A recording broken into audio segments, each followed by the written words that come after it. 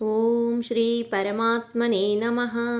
శ్రీమద్భగవద్గీత అథ షష్ఠోऽధ్యాయः ఆత్మసంయమయోగः. శ్రీభగవానువాచ అనాశ్రితః కర్మఫలం కార్యం కర్మ కరోతి యః స సన్యాసీ చ యోగీ చ న నిరగ్నిర్న చాక్రియః. శ్రీ భగవానుడు పలికెను, కర్మఫలమును ఆశ్రయింపక కర్తవ్య కర్మలను ఆచరించువాడే నిజమైన సన్యాసి, నిజమైన యోగి. కానీ కేవలము అగ్ని కార్యములను త్యజించినంత మాత్రమున సన్యాసియు కాడు. అట్లే కేవలము క్రియలను త్యజించినంత మాత్రమున యోగియూ కాడు. యం సన్యాసమితి ప్రాహుః యోగం తం విద్ధి పాండవ న హ్యసన్యస్త సంకల్పో యోగి భవతి కశ్చన. ఓ అర్జున, సన్యాసము అని పిలువబడునదియే యోగము అని తెలుసుకొనుము. ఏలనన సంకల్ప త్యాగము చేయని వాడెవ్వడును యోగి కాలేడు. ఆరురుక్షోర్మునేర్యోగం కర్మ కారణముచ్యతే యోగారూఢస్య తస్యైవ శమః కారణముచ్యతే. యోగారూఢ స్థితిని పొందగోరు మననశీలుడైన పురుషునకు నిష్కామ కర్మాచరణము వలననే యోగ ప్రాప్తి కలుగును. యోగారూఢుడైన పురుషునకు సర్వసంకల్ప రాహిత్యమే మోక్షప్రాప్తికి మూలము. యదా హినేంద్రియార్థేషు న కర్మస్వనుషజ్యతే సర్వసంకల్ప సన్యాసీ యోగారూఢస్తదోచ్యతే. ఇంద్రియ భోగములయందును కర్మలయందును ఆసక్తుడు కాక సర్వసంకల్పములను త్యజించిన పురుషుడు యోగారూఢుడని చెప్పబడును. ఉద్ధరేదాత్మనాత్మానం నాత్మానమవసాదయేత్ ఆత్మైవ హ్యాత్మనో బంధుః ఆత్మైవ రిపురాత్మనః. మనుజులు ఈ సంసార సాగరము నుండి తమను తామే ఉద్ధరించుకొనవలెను. తమకు తామే అధోగతి పాలు కారాదు. ఏలనన లోకములో వాస్తవముగా తమకు తామే మిత్రులు, తమకు తామే శత్రువులు. బంధురాత్మాత్మనస్తస్య యేనాత్మైవాత్మనా జితః అనాత్మనస్తు శత్రుత్వే వర్తేతాత్మైవ శత్రువత్. మనస్సును, ఇంద్రియములను, శరీరమును జయించిన జీవుడు తనకు తానే మిత్రుడు. అట్లు జయింపనివాడు తనకు తానే శత్రువు. అనగా జితేంద్రియునకు మనస్సు, ఇంద్రియములు, శరీరము భగవత్ప్రాప్తి సిద్ధికై మిత్రుని వలె సహకరించును. అట్లుకాక జితేంద్రియుడు కానివానికి మనస్సు, ఇంద్రియములు, శరీరము శత్రువుల వలె ప్రవర్తించి లక్ష్య సాధనకు అవరోధకములుగా నిలుచును.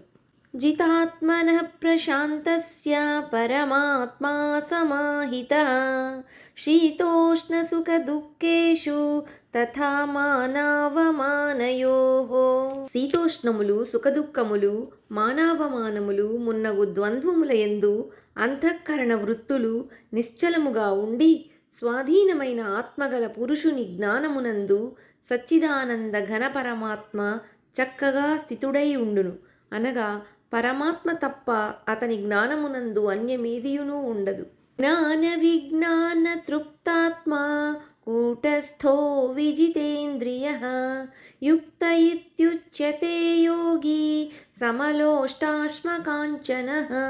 పరమాత్మ ప్రాప్తినందిన యోగి యొక్క అంతఃకరణమునందు జ్ఞాన విజ్ఞానములు నిండి ఉండును. అతడు వికారరహితుడు, ఇంద్రియాదులను పూర్తిగా వశపరుచుకొనినవాడు. అతడు మట్టిని, రాతిని, బంగారమును సమానముగా చూచును. సుహృన్మిత్రార్యుదాసీన మధ్యస్థద్వేష్య బంధుషు సాధుష్వపి చ పాపేషు సమబుద్ధిర్విశిష్యతే. సుహృదులయందును, మిత్రులయందును, శత్రువులయందును, ఉదాసీనులయందును, మధ్యస్థులయందును, ద్వేషింపదగిన వారియందును, బంధువులయందును, ధర్మాత్ములయందును, పాపులయందును సమబుద్ధి కలిగి ఉండువాడు మిక్కిలి శ్రేష్ఠుడు. యోగీ యుంజీత సతతం ఆత్మానం రహసి స్థితః ఏకాకీయత చిత్తాత్మా నిరాశీరపరిగ్రహః. శరీర ఇంద్రియ మనస్సులను స్వాధీనపరుచుకొనినవాడు, ఆశారహితుడు, భోగ సామగ్రిని పోగు చేయనివాడు అయిన యోగి ఒంటరిగా నిర్జన ప్రదేశమున కూర్చొని ఆత్మను నిరంతరము పరమాత్మయందు లగ్నము చేయవలెను. శుచౌ దేశే ప్రతిష్టాప్య స్థిరమాసనమాత్మనః నాత్యుచ్ఛ్రితం నాతినీచం చైలాజినకుశోత్తరం. పరిశుభ్రమైన ప్రదేశమున క్రమముగా దర్భాసనమును, జింక చర్మమును, వస్త్రమును ఒకదానిపై ఒకటి పరచి అంత ఎక్కువగా కానీ తక్కువగా కానీ కాకుండా సమానమైన ఎత్తులో స్థిరమైన స్థానమును ఏర్పరచుకొనవలెను. తత్రైకాగ్రం మనః కృత్వా యతచిత్తేంద్రియక్రియః ఉపవిశ్యాసనే యుంజ్యాత్ యోగమాత్మవిశుద్ధయే. ఆ ఆసనంపై కూర్చుని చిత్తేంద్రియ వ్యాపారములను వశమునందుంచుకొని ఏకాగ్రత గల మనస్సుతో అంతఃకరణ శుద్ధికై ధ్యానయోగమును సాధన చేయవలెను. సమం కాయ శిరోగ్రీవం ధారయన్నచలం స్థిరః సంప్రేక్ష్య నాసికాగ్రం స్వం దిశశ్చానవలోకయన్. శరీరమును, మెడను, శిరస్సును నిటారుగా నిశ్చలముగా స్థిరముగా ఉంచి చూపులను ఏ దిక్కునకును పోనీయక తన నాసికాగ్ర భాగమునందే దృష్టిని నిలుపవలెను. ప్రశాంతాత్మా విగతభీః బ్రహ్మచారి వ్రతే స్థితః మనః సంయమ్య మచ్చిత్తో యుక్త ఆసీత మత్పరః. ధ్యానయోగి ప్రశాంతాత్ముడై భయరహితుడై బ్రహ్మచర్య వ్రతమును పాటించుచు మనోనిగ్రహముతో మత్పరాయణుడై నిశ్చలుడై ఉండవలెను. యుంజన్నేవం సదాత్మానం యోగీ నియతమానసః శాంతిం నిర్వాణ పరమాం మత్సంస్థామధిగచ్చతి. మనోనిగ్రహశాలి అయిన యోగి నిరంతరము పరమేశ్వరుడనైన నా స్వరూపమునందే ఆత్మను ఈ విధముగా లగ్నమునర్చి నాయందున్న పరమానందమునకు పరాకాష్ఠ రూపమైన శాంతిని పొందును. నాత్యశ్నతస్తు యోగోస్తి నచైకాంతమనశ్నతః నచాతి స్వప్నశీలస్య జాగ్రతో నైవ చార్జున. అర్జున, అతిగా భుజించువానికిని ఏమాత్రము భుజింపని వానికిని అతిగా నిద్రించువానికిని ఎల్లప్పుడూ మేల్కొని ఉండువానికిని ఈ యోగసిద్ధి కలుగదు. యుక్తాహార విహారస్య యుక్తచేష్టస్య కర్మసు యుక్త స్వప్నావబోధస్య యోగో భవతి దుఃఖః. ఆహార విహారాదులయందును కర్మాచరణములయందును జాగ్రస్వప్నాదులయందును యథాయోగ్యముగా ప్రవర్తించువానికి దుఃఖనాశకమగు ధ్యానయోగము సిద్ధించును. యదా వినియతం చిత్తం ఆత్మన్యేవావతిష్ఠతే నిస్పృహః సర్వకామేభ్యో యుక్త ఇత్యుచ్యతే తదా. చిత్తమును పూర్తిగా వశమునందుంచుకొని దానిని పరమాత్మయందే స్థిరముగా నిలిపినప్పుడు పురుషుడు సర్వభోగములయందును స్పృహారహితుడు అగును. అప్పుడతడు యోగయుక్తుడు అనబడును. యథా దీపో నివాతస్థో నేంగతే సోపమా స్మృతా యోగినో యత చిత్తస్య యుంజతో యోగమాత్మనః. వాయుప్రసారము లేని చోట నిశ్చలముగా నుండు దీపము వలె యోగికి వశమయ్యున్న చిత్తము పరమాత్మ ధ్యానమున నిమగ్నమై ఉన్నప్పుడు నిర్వికారముగా నిశ్చలముగా ఉండును. యత్రో పరమతే చిత్తం నిరుద్ధం యోగ సేవయా యత్ర చైవాత్మనాత్మానం పశ్యన్నాత్మని తుష్యతి. ధ్యానయోగ సాధనచే నిగ్రహింపబడిన చిత్తము ఉపరతిని పొంది పరమాత్మను ధ్యానించుట ద్వారా పవిత్రమైన సూక్ష్మ బుద్ధితో ఆ భగవానుని సాక్షాత్కరింప చేసుకొని యోగి ఆ సచ్చిదానంద ఘనపరమాత్మయందే సంతుష్టుడగుచున్నాడు.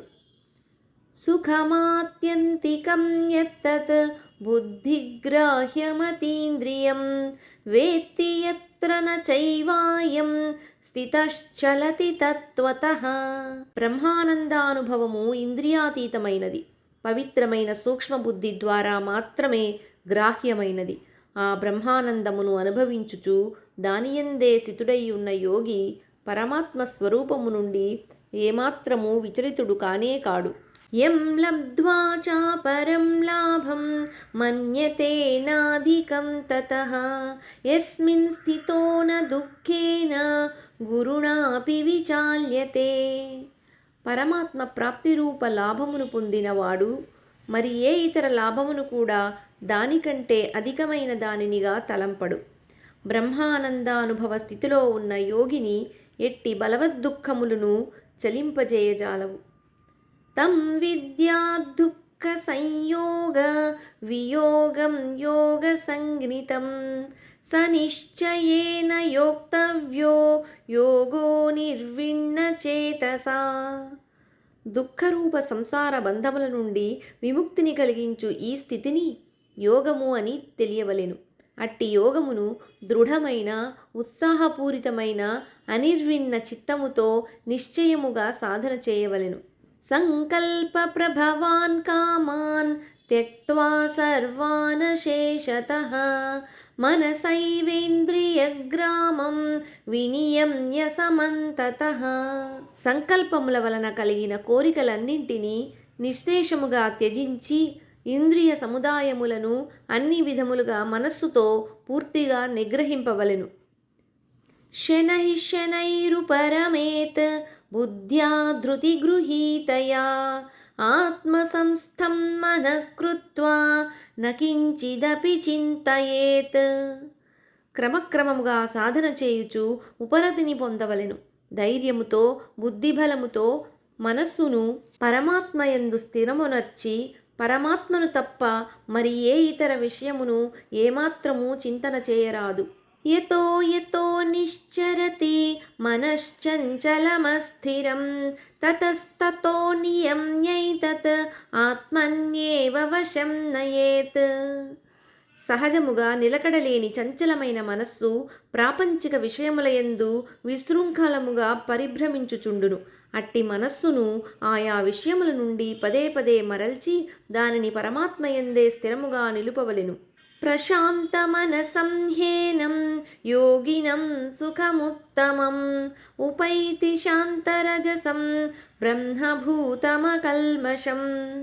ప్రశాంతమైన మనస్సు కలవాడును పాపరహితుడును రజోగుణము శాంతమైన వాడును అనగా ప్రాపంచిక కార్యములయందు ఆసక్తి తొలగిన వాడును సచ్చిదానంద ఘనపరమాత్మయందు ఏకీభావమును పొందినవాడును అగు యోగి బ్రహ్మానందమును పొందును. యుంజన్నేవం సదాత్మానం యోగి విగత కల్మషః సుఖేన బ్రహ్మ సంస్పర్శం అత్యంతం సుఖమశ్నుతే. పాపరహితుడైన ఆ యోగి పూర్వోక్త రీతిగా నిరంతరము ఆత్మను పరమాత్మయందే లగ్నమునర్చుచు పరబ్రహ్మ పరమాత్మ ప్రాప్తిరూపమైన అపరిమితానందమును హాయిగా అనుభవించును. సర్వభూతస్థమాత్మానం సర్వభూతాని చాత్మని ఈక్షతే యోగయుక్తాత్మా సర్వత్ర సమదర్శనః.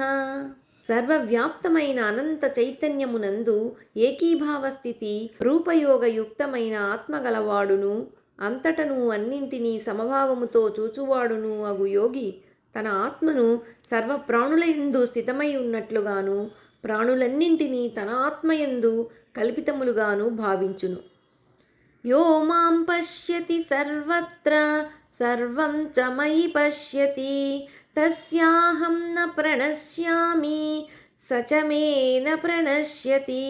సకల ప్రాణులయందును ఆత్మరూపమున ఉన్న నన్ను చూచు పురుషునకు అట్లే ప్రాణులన్నింటినీ నాయందు అంతర్గతములుగా ఉన్నట్లు చూచువానికి నేను అదృశ్యుడును కాను, అతడును నాకు అదృశ్యుడు కాడు. సర్వభూతస్థితం యో మాం భజత్యేకత్వమాస్థితః సర్వథా వర్తమానోపి స యోగీ మయి వర్తతే. భగవంతుని యందు ఏకీభావస్థితుడైన పురుషుడు సర్వభూతముల యందును ఆత్మరూపమున ఉన్న సచిదానంద ఘన వాసుదేవుడనై ఉన్న నన్ను భజించును. అట్టి యోగి సర్వదా సర్వ వ్యవహారముల యందు ప్రవర్తించుచున్నను నాయందే ప్రవర్తించుచుండును. ఆత్మౌపమ్యేన సర్వత్ర సమం పశ్యతి యోర్జున సుఖం వా యది వా దుఃఖం సయోగి పరమో మతః. ఓ అర్జున, సర్వ ప్రాణులను తనవలే సమానముగా చూచువాడును, సుఖమును గాని దుఃఖమును గాని సమముగా చూచువాడును అయిన యోగి పరమశ్రేష్ఠుడు. అర్జున ఉవాచ యోయం యోగస్త్వయా ప్రోక్తః సామ్యేన మధుసూదన ఏతస్యాహం న పశ్యామి చంచలత్వాత్ స్థితిం స్థిరాం. అర్జునుడు పలికెను, ఓ మధుసూదన, సమభావమును గూర్చి నీవు చెప్పిన ఈ యోగము యొక్క స్థిరస్థితిని మనశ్చాంచల్య కారణమున తెలుసుకొనలేకున్నాను.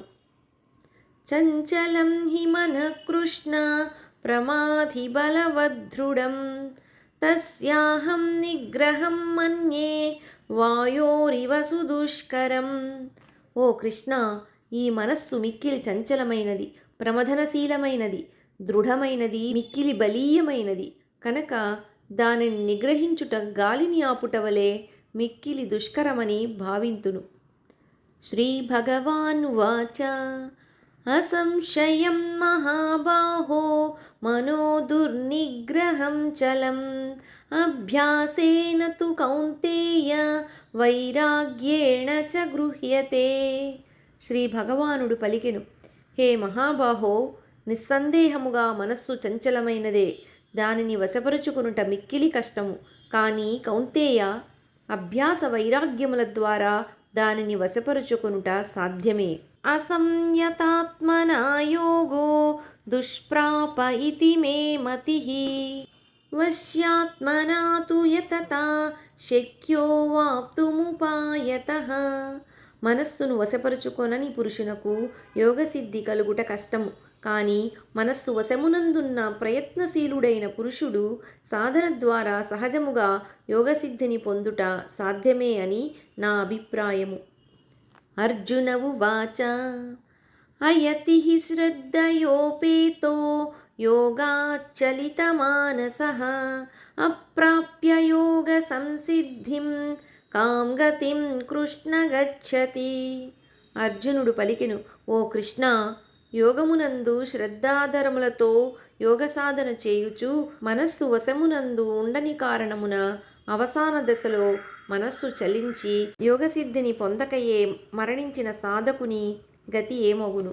కచ్చిన్నో భయ విభ్రష్టః చిన్నాభ్రమివ నశ్యతి అప్రతిష్ఠో మహాబాహో విమూఢో బ్రహ్మణ పథి.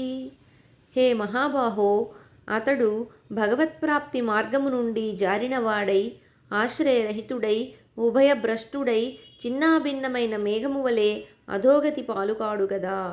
ఏ తన్మే సంశయం కృష్ణ చేత్తుమర్హస్య శేషతః త్వదన్యః సంశయస్యాస్య చేత్తానహ్యుపపద్యతే. ఓ కృష్ణ, ఈ నా సందేహమును పూర్తిగా నివృత్తి చేయుట నీకే చెల్లును.